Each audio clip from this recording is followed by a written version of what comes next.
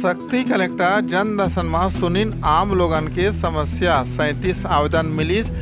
जैजेपुर के कचंदा के रहोइया सम्मत लाल यादव मुआवजा दिलाए सेती आवेदन दिन है। आप मान बता दें कि कलेक्टर नुपुर राशि पन्ना जिला कार्यालय में आयोजित साप्ताहिक जन दर्शन में लोगन ले बारी बारी ले मुलाकात करके सबों के समस्या ला सुन के अधिकारी मन ला कार्रवाई करे के निर्देश दिन है।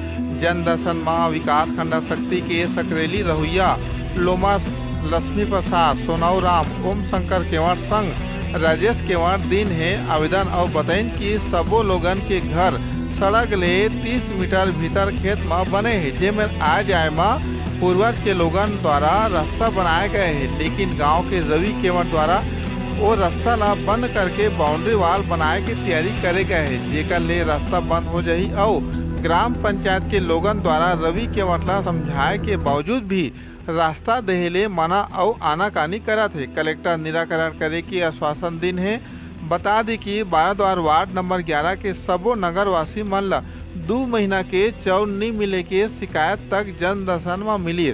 लवसरा के रहुइया संतराबाई और रतबाई टंडन जमीन बंटवारा कराए, आवास निर्माण, राशन कार्ड बनाए, मुआवजा राशि दिलाए और सबों के आवेदन के निराकरण करे सेती अधिकारी मन ला मौका में निर्देश दिन है।